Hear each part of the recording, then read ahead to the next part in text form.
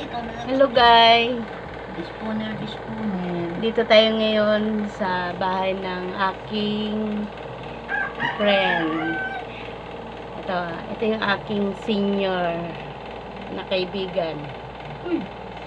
Yan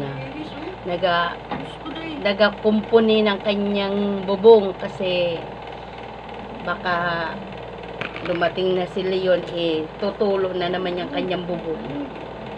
Ayan. Muntik pa mabagsakan ng picture ng anak niya. Buti nakailag pa ako. Yan. Yan. Kasi wala kaming lalaki, kaya siya yung lalaki. Siya yung magkukumpuni. Yan. Yan ang kaibigan ko. Yan. Yan.